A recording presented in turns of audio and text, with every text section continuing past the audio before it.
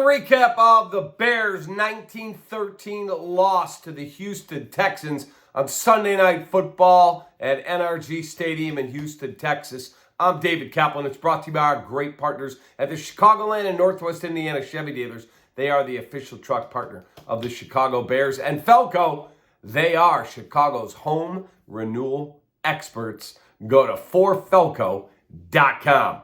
All right, folks. I'm going to try not to curse, but I'm furious at what we watched tonight. That was a winnable football game because your defense played their ass off.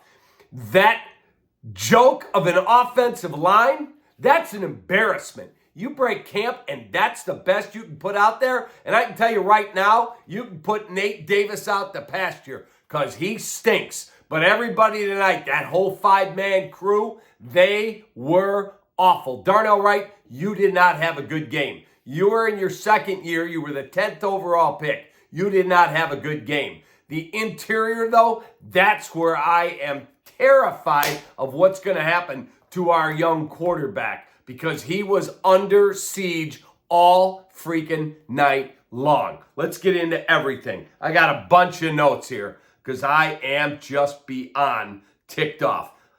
Fall starts. I know that the guys over there are coming to eat, Will Anderson, Danielle Hunter, but sweet mother of God, you got to hold your spot. 58 offense, false start, 5-yard penalty. He does it again. Then you get Nate Davis with one. This can't happen. Then Mercedes Lewis get a false start. That stuff cannot happen. Got to get cleaned up. You're going to get your quarterback killed. This kid was sacked 7 times and hit 1 billion times more. You're going to get him killed. You better see what's out there. Again, no one's trading you offensive linemen at this point. You're telling me there's nothing on the street? Freaking David Bakhtiari's out there. Call somebody. Somebody's got to be better than the nonsense that we're running out there. Because our offensive line, through 2 weeks, awful. Bad. Terrible. In terms of the officiating, you got plenty of gifts, plenty, where there's an incomplete. Oh, we got a hold down there. We got a pass interference on a pass 70 feet over Cole Kmet's head. We'll take it. But then how do you miss a guy, Roschon Johnson, getting punched in the face on the sideline, and there's 3 officials over there? How do you miss that? That was a big, big play in the game. Great, you're going to find the guy this week. I was listening to the broadcast. Collinsworth and Tirico said, oh, yeah, he'll hear from the league this week and get fined. I don't care about his freaking fine. He makes millions of dollars. I care about the penalty when the freaking game is on the line. Bunch of nonsense. Run game. DeAndre Swift, if you're going to bounce stuff outside, you better have a lane to be able to get out there because your offensive line is not going to be able to get out there against Will Anderson and all these other dudes that they've got. Either that or run the ball on the interior with Roschon Johnson if he can play. He was in uniform. I'm assuming he's healthy. Or Khalil Herbert because DeAndre Swift, he struggled going between the tackles. And again, I know the offensive line was not good. Defensive backfield, you are spectacular. Spectacular. They are a bunch of dogs back there. And I mean that with the highest level of compliment. They are outstanding. Let's talk about the coaching. If you're going to challenge something, have a freaking chance at getting it right. The one you challenged in the first half, clearly a catch. Clearly. And then the Kyler Gordon pick 6 was clearly on the ground. Who's up in the freaking booth? Ray Charles out there? Yeah, I think we should challenge.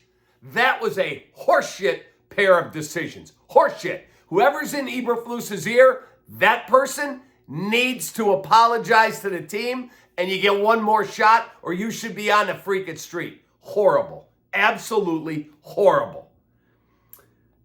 Defense, aces. You guys busted your ass. 19 points, 4 long field goals, and 1 touchdown to that crew. That's a really good football team. Really good. You guys did your job. Bears had another chance to take the lead late, and they just cannot protect their quarterback. Holy jeez. It's absolutely brutal. They got a 14-yard, get this, Bears had a 14-yard screen from DeAndre Swift. They gave up a sack on 3rd and 1. Offense has gained 127 yards at 3.3 yards per play at that point in time. They ran 16 plays in the third quarter. Only 3 went for more than 6 yards. You had a timeout before a delay of game. You had a false start coming out of a timeout. You had a sack on 3rd down and short. You had the punt then. You made 2 bad challenges. All in all, you hung in the ball game, a game that was winnable. Too many mistakes. And Ryan Poles, you better get on the phone and find out who's out there. Do what you got to do, but you better fix your offensive line because it sucks. Our app, Player of the Game. By the way, use code Kaplan25. Get $25 off a purchase of $150 or more. So go get some headphones, or whatever you want over at ABT. The Player of the Game is going to be Nico Collins, 8 catches, 135 yards and a touchdown, and Kaimi Fairbairn, 4 field goals, including a 59-yarder. Dr. Pepper, Play of the Game. TD pass to Nico Collins, 28 yards. Would have been the pick 6 with Kyler Gordon, but guess what?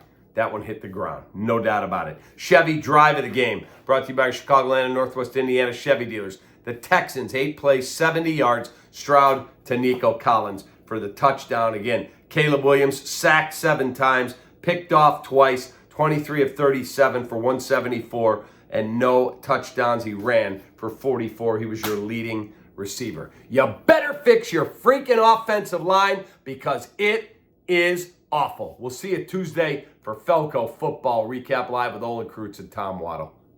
So freaking pissed. Take that.